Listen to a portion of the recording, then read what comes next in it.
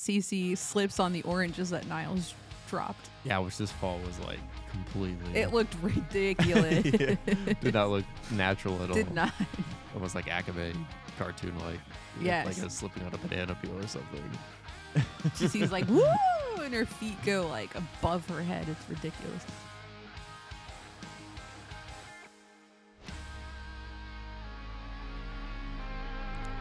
Hello, hello, hello. So is the 3 hello thing your new thing now? No, I don't know. It just rolled off the tongue. How many hellos will you say next time? Whatever my tongue feels like saying next time. Wow. Tongue.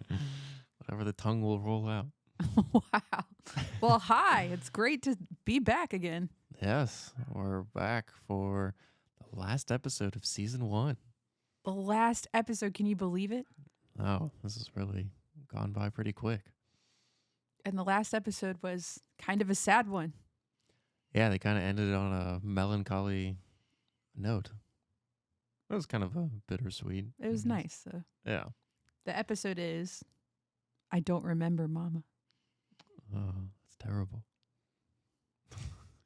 Season 1, episode 22. Yes.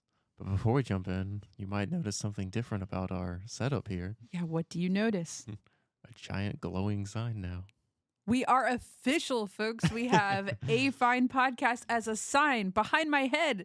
Yes. So if you're listening to our audio, please check out our YouTube video so you can see how amazing that this sign looks. Yes, a giant yellow neon sign. So we want to give a very special shout out to Brandon, very soon to be my brother-in-law.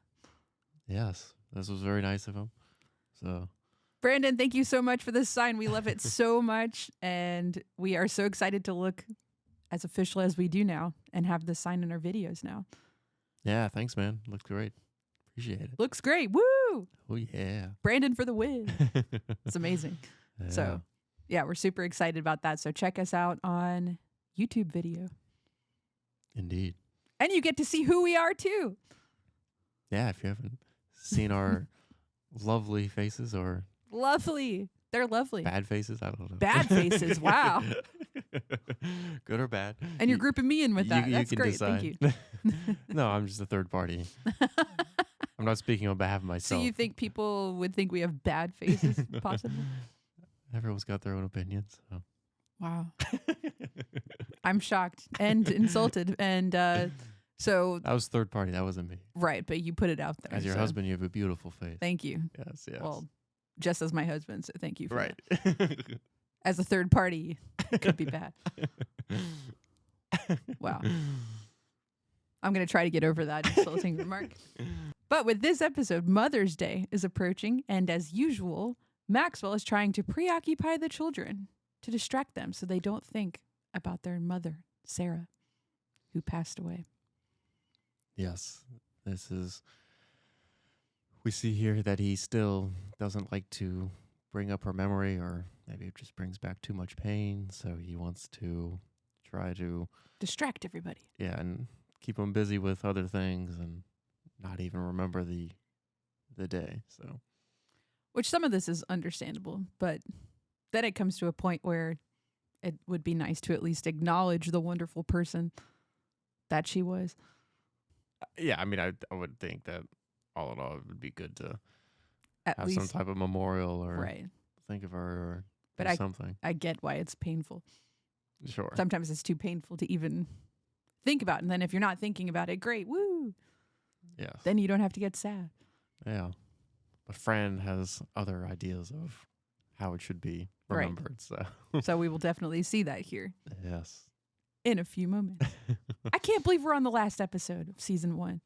Yeah, I know. It's weird. Very weird.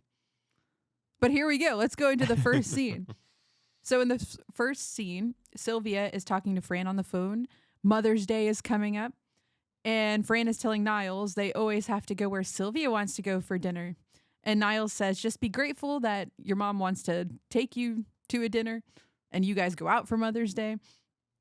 Because his mother always wanted to take him to Bath, which he was referring to as like an actual town. Bath in England. And Fran thought he meant A physical bath. yes. With water in a tub. Right. And So scrub dub dub. that's not what he meant. But Fran says, "Oh boy, my Aunt Polly used to take her son Sheldon in the tub with her until he was 6. P.S. They both ended up on a very special Geraldo, which was a show. It was. A show. Wow. Did you ever watch it? No, I'm not familiar with this show. It's kind of like Maury, or like a show where you'd go on where you have some troubles or there were specific issues that they discussed. Maybe not exactly like Maury, but kind of like a mix of Maury and maybe Dr. Phil, if I'm remembering that correctly. But Were there lots of bodyguards that came on and I don't detained the think people so. as things got heated? I don't remember that. But I didn't watch this show really that much. So bodyguards. Yeah, so Niles explains Bath is a town in England. And Fran, she says to Niles, what did they do for Mother's Day around this house? Just trying to get familiar with how they would celebrate or not celebrate. And Niles says they don't mention it at all. And Fran says it's not normal not to mention Sara at all. And Niles says, well, Max likes to keep the children busy, so they just don't think about it. So he's explaining to her here how they deal with Mother's Day when it comes up. Yeah, very hush hush, and we just go about a day like it's any other day in life. So in this next scene, we see Max. He's signing up the children for a country club membership. And they are there at the country club. And there's a woman that greets Fran and Grace and says that they should sign up for the Mother-Daughter Beauty Pageant that's coming up at the country club. And Max says, oh, no, we already have plans for that day, even though Grace actually wants to do it. And Max says the last thing that Grace needs to be reminded of is her mother. Yeah. Which is kind of insulting. Yeah, I feel like that was a pretty harsh statement here by him. I mean, I feel like it'd be nice to. Well, I guess, and he kind of takes a lot of presumptions of what is good and not good for her in this scenario. Yes, he thinks as the father, let's not upset Grace and mention her mother. Yeah, it's more of a protective route. We made iced coffee in our house this morning.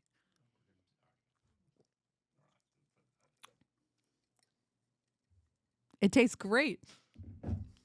It's decaf coffee. It's a mixture of almond milk or soy milk and stevia and some other things, vanilla. What do you think of the coffee? Yeah, it's great. This is where Fran's finesse moment comes up, I think, because she says to Max, I don't agree with you. And it doesn't bother Grace, so it shouldn't bother you anymore. So let her participate in the pageant. She stands up for this. Yeah, I mean, she kind of wants to take Grace's side here, and I think she wants to get them thinking about her again or having some type of day of remembrance for her. And I think she also sees, though, that this is where her way to get in, because this is the crack in the Max's fortress of no mother on Mother's Day. And Gracie is the crack to penetrate the system to expand on that and have some thoughts about her or whatnot. So, yeah, this was a intellectual move by Fran here to break down the walls of Fortress Max. Yes, I agree. We can give it.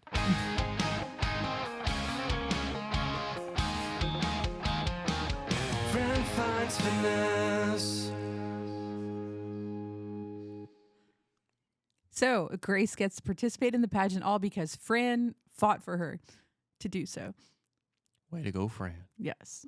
So in this next scene, Grace and Fran, they are practicing for their talent portion of the pageant. And this is where we see Grace as a magician. And Fran is in a box. And Maggie and Brighton, they're sitting on the couch and they're commenting too how they're shocked that Maxwell is letting Gracie be a part of this pageant. And then they talk a little bit about their mom because they know their dad is trying to not mention her around this time, but they're mentioning her and they're saying that their mom had the best laugh, and they're just reminiscing a little bit about her, which is nice because now we see the other two children want to talk about their mom. Fran sees an opening here that now the other children are talking about it and showing more cracks in this impenetrable fortress. I like this analogy I'm coming up with. But seeing here that now they want to try to talk about her some and reminisce about her, and Fran wants to try to open up with that more and ask questions and really try to get a better understanding of her and kind of the life they did have with her, at least. So Yeah, which is nice. yeah, while being sawed in half. Yeah, so let's get back to this this magician box cutting your body in half deal. So Grace and Niles together cut Fran in half. So then we see her head and her upper half of her body is in one box in one direction, and her lower half with her feet attached are in the other direction. And Grace couldn't pull this off by herself. That's why Niles needed to come help her. Right. He is the one who actually slides the guillotine blade to cut Fran in half.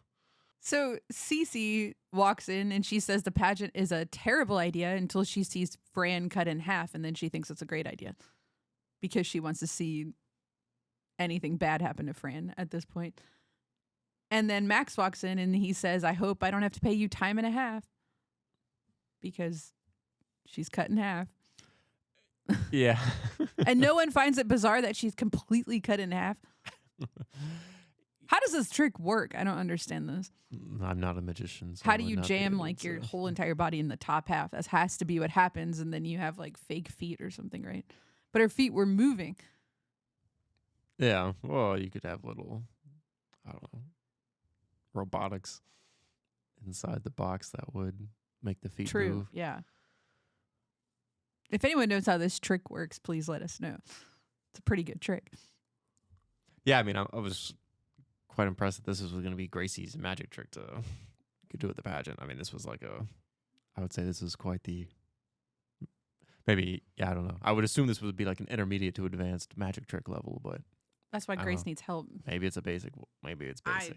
I don't know. Does seem like it would be advanced. Yeah. But Cece does hear mention, she's like, well, let's continue on the trick and plunge the swords into the boxes as well. So I guess that's some other variation of this or something. Yeah, where you put swords and it's like they're going through their body, but somehow they're not. Yeah, it's like missing their body. Yeah. So Grace can't find the instructions to put Fran back together, which is terrible. And Cece then pushes Fran's top half and has her crash. Yeah, but this is what I thought was weird too. Is man, this magic trick has an instruction set that comes with it, which explains you how to do this trick entirely. I mean, that'd be pretty cool to do. But How else would you perform it? yeah, I guess I don't know. I guess I assumed you'd need like a mentor or someone who's done this before. Yeah, I guess. Yeah, why would they not have a magic set with instructions in it? But again, this does seem like an advanced trick. He's drinking some wonderful iced coffee. Yes, my iced coffee. Sweet vanilla chocolate coffee. So we don't know how Fran gets put back together. She crashes from Cece pushing her. Right, she pushes her top half, but then her bottom half actually kicks Cece from behind. Yes. And that's how that scene ends. But somehow she got back together. Yes, I guess they find the instruction set or something. And they decide not to perform this trick at the talent show. Which I guess maybe because well, I guess, I don't know. Yeah, this is like a loophole, this whole thing, because did they ever figure out, yeah, she's magically back together, but maybe they never figured out how to. Maybe they never figured out how to get her back together, and this is a new Fran. Or like they had to bring her to the hospital and a surgeon had to stitch her back together. Yeah, maybe that is as well. So in this next scene, Grace and Fran, they are talking to the competition at the country club. And we notice everyone is really competitive here. And Grace tells one of the pageant girls that Fran is her nanny. And then the mom runs over, calls her out, says it's against the rules. You have to be the child's mother to be able to participate here. And Grace says, well, you know what? I don't have a mother. And then she runs out. So the mom of the other pageant girl made her feel horrible.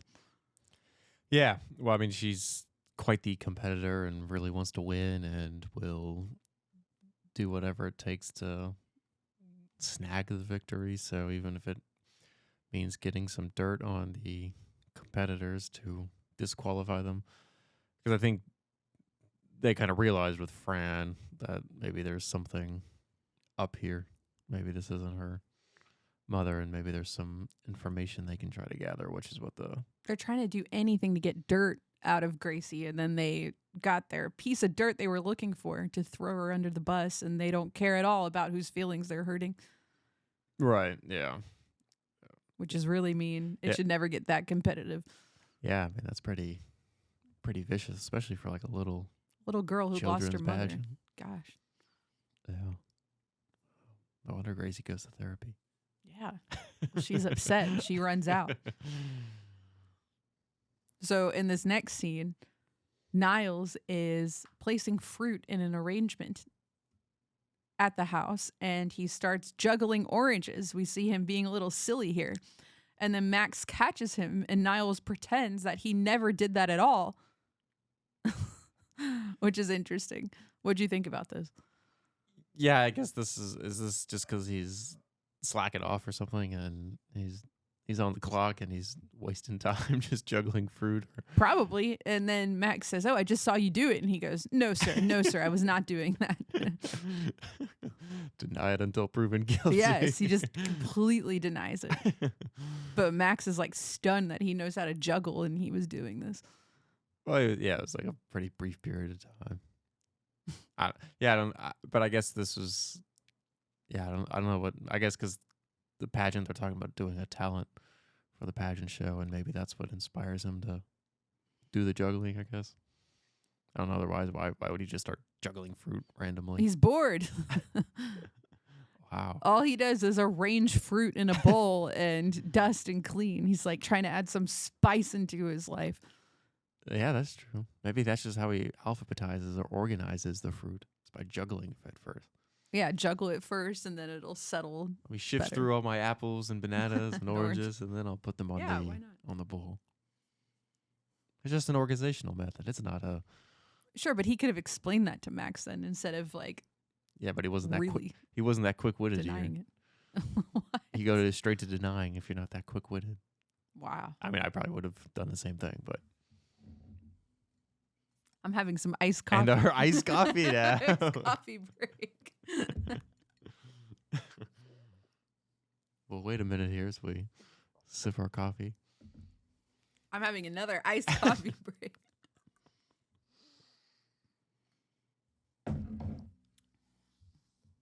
What would you say is better, Dunkin' Donuts or Starbucks? Dunkin'. Explain yourself. Because it's better. You gave no context at all into that. They have a true macchiato. That's true. There's your context. Well, sometimes I really do prefer Dunkin' over Starbucks. And I can't believe I'm saying that because I've been a loyal Starbucks customer for years. Too long.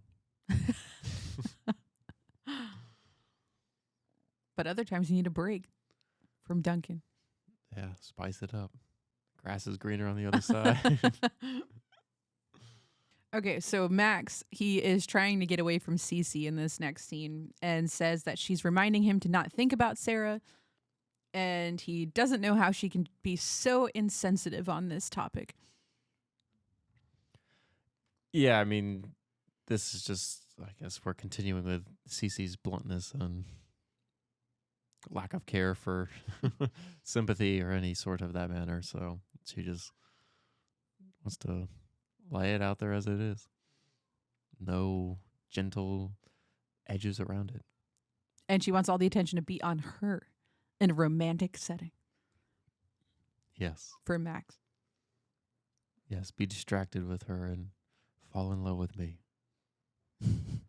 So this is where Niles has his first burn, which he says, "Sir, the woman would invite the Clintons to go whitewater rafting." Yes. Which was also the dig they're making at here is the Whitewater controversy or the Whitewater scandal. Tell us about the Or the Whitewater Whitewater Gate. scandal. Wow, tell us about it. 3 different ones. Or simply Whitewater. It was an American political controversy during the 1990s. It began with the investigation into the real estate investments of Bill and Harold. Bill and Hillary Clinton. Bill and Hillary Clinton and their associates, Jim and Susan McDougal, and the Whitewater Development Corporation. Wow.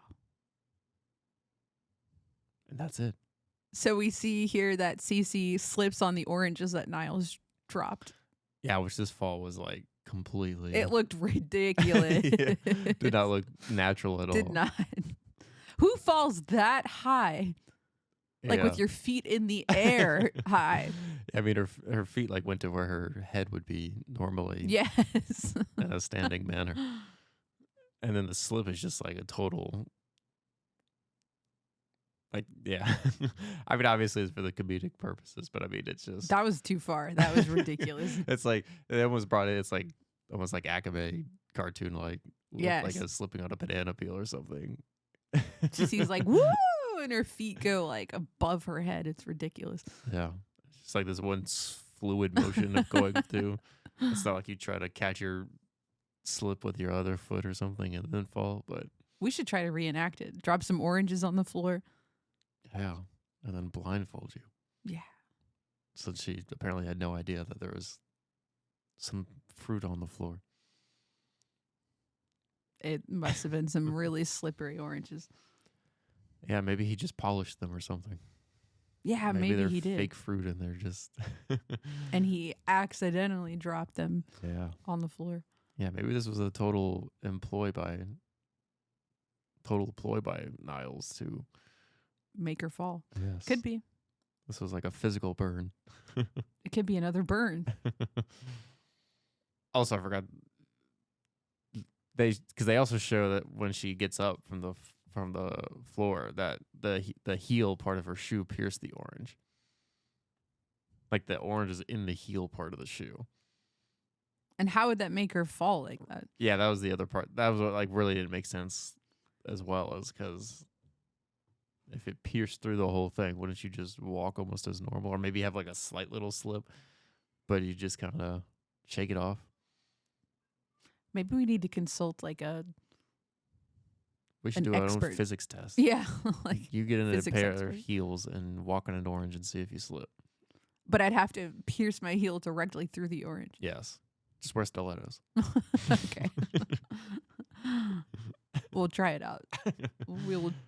But that was the other report thing, back too. our It wasn't findings. even like a stiletto or anything. It was like a sharp heel. It was like a flat. It was like a heel, but it was like a Like a like square U-shaped chunk heels, or yeah. some U was Yeah. it? Is that what a heel is? Aren't some shaped like a U? Like it's like flat and then it curves at the bottom. Sure. I don't know. Now I really need to see her heels. I need to rewind that scene. So Fran comes in and she tells Max what happened at the country club with the little girl and her mother calling out Gracie for not having a mom and Gracie getting really upset. And this makes Cece really happy. She says, "Oh, Nanny finds pageant has turned into a complete disaster. Niles, break out the bubbly." So she wants some champagne. Yes. More alcohol for Cece. More alcohol for Cece. Another shout out. Break out the bubbly here. Liquor me up.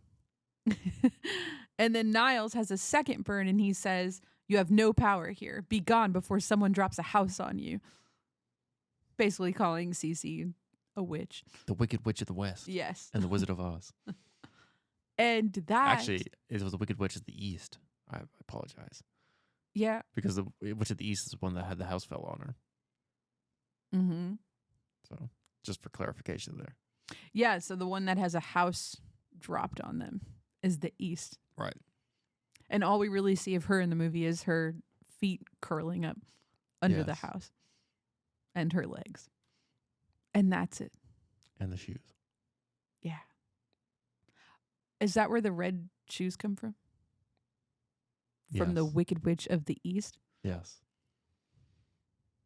And then the Wicked Witch of the West, her sister, she's trying to get them back. Yes. This is all coming back to you.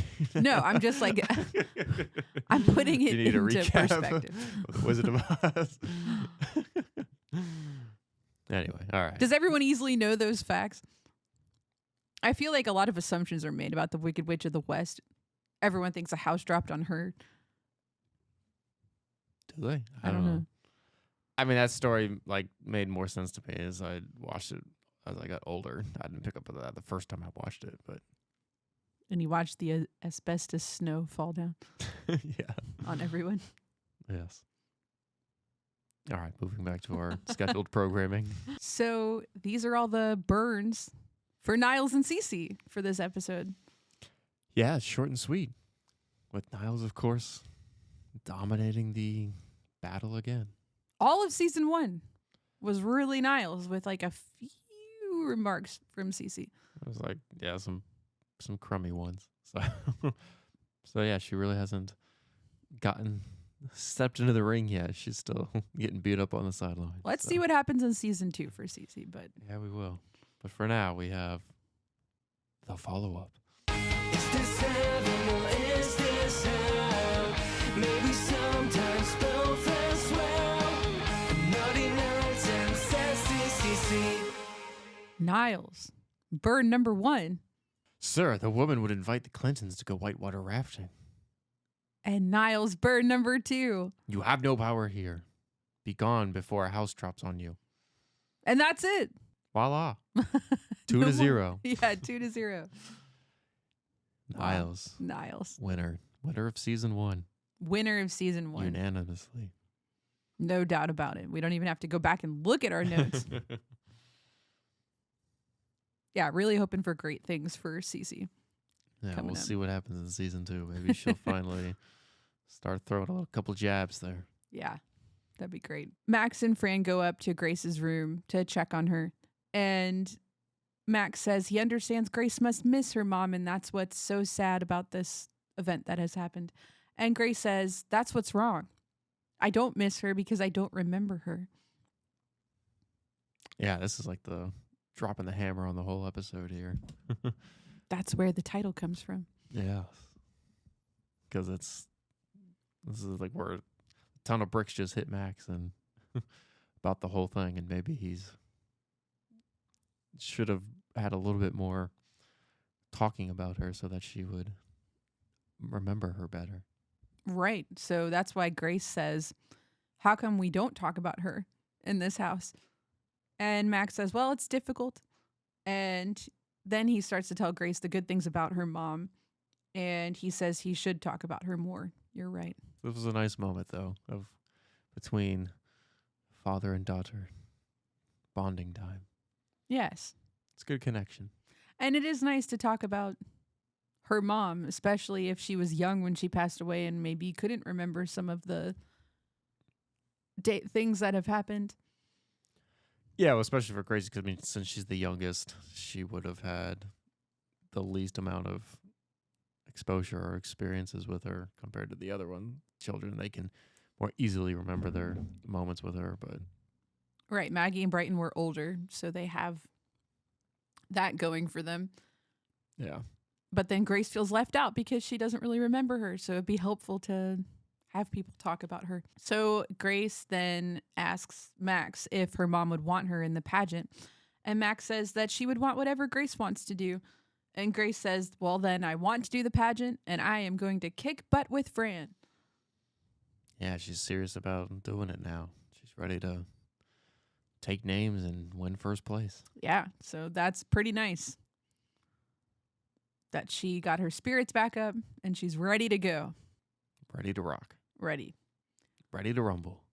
All right, so then we see what their new talent is. And it's being chin puppets and doing an interactive song. Yeah, this is like really taking a left turn out of their talent. I mean, I've got to say the magic trick was a lot more exciting and thrilling, I think, than doing the traditional song of "I Can Do It Better." Anything you can do, I can do better. Yes, Yeah. I just made up the title saying I can don't do know it what the better." title is. Yeah, I don't know either. I can do anything better than you. Yes. No, you can't. Yes, I can. No, you can't. Yes, I can. And that's the whole act. They're turned upside down in like a fake booth with their heads upside down. How do you describe this? And they put on eyes over their upside down mouth. Yeah, well, they draw eyes on their chin, and then they put, well, their lip is like, because they're Their laying upside down, so Their their one lip. lip is, yeah, the top part of the mouth. And then they talk like this, like normal talking, and then They get a really big New York accent. that's just how I say talking. And then they go like this, and then they talk, and then they say, "I could do better." How would you describe this for our audio platform listeners? Then they take- say, I can do better. And they go like this. Draw some eyes on your chin, go lay down on a couch, and then put your head down on the back of the bottom rest, and then talk, or just invert your head 180 degrees. Yeah, but they're covering up their nose and eyes and all that. Yeah, so there's like a little puppet stand that, you know, you would normally have, like if you were doing like a puppet show, you would have like a little cardboard box, and you've got like a little drape for curtains, and then the cartoons come out, or the puppets come out, and they do their little spiel. But here you have your upside down chin talking through the curtain, The carton. singing the song. That was a good that was a good description of that. Thank you. If I that didn't couldn't make have- sense, let us know. I couldn't have done that better, to be honest with you. Hopefully that made sense. If you have a better way to describe this, let us know. But I think that was pretty good. Yes. Or just watch the episode. And Yeah, you just can watch the episode. See exactly what's going on. So Patti LaBelle is a mother, and her and her daughter are contestants in this talent show, which is very neat. Yeah, we have a little guest star here, and then, of course, they're doing singing together. So they sing the song New Attitude, which seems a little bit unfair because Patti LaBelle is a famous singer and she's using this as the talent. Yeah, this seems a little, I don't know, I guess maybe the country club is trying to ensure fair standards across the competition. She just happens to be a professional singer, but maybe there's no rules against professional. Yeah, I guess not. I mean, there could be a professional dancer or something that and their daughter do Yeah. a professional dance together. So Right. it's up to the audience to decide the winner. Or I guess judges in this case. But who knows? Maybe Fran and Gracie were professional upside down chin talkers. That's true. But if you heard like a top song being sung by the actual musician, do you think you'd be partial to vote in her direction? Yeah, maybe. Or maybe Fran came up with that. I can do a better song. I can do anything better than you. And that song beats the I'm feeling good from my head to my shoes. This was a new one. I was not familiar with this before. It sounds like a great song. Yeah, I would check it out now. So the song New Attitude was released in 1984. Okay. So Fran says, doesn't this competition have any rules? And Gracie says, well, they bent the rules for us because they're not really mother-daughter. So, Right, Fran's a phony as a mother. wow. For this competition, at least. So then Fran says, well, if they don't come in second place, there's no justice. Assuming that her chin act was better than Patti LaBelle. Yeah. So in the next scene, we see Gracie winning first runner-up, and she loves wearing her sash, and she's very happy about this. But I don't think we see who won. Yeah, I don't think they could we just see by the sash what she got. So I mean, I guess we have to assume Patti LaBelle and her daughter won, but Or Maybe it was the French horn and the piano by the nasty competitor. Yeah, the daughter that told her mom that Fran wasn't Gracie's mom. Yeah. But regardless, she's happy with it. And she's happy that she at least did it and got to experience it with Fran. So, Right, so that's all that matters yeah. here.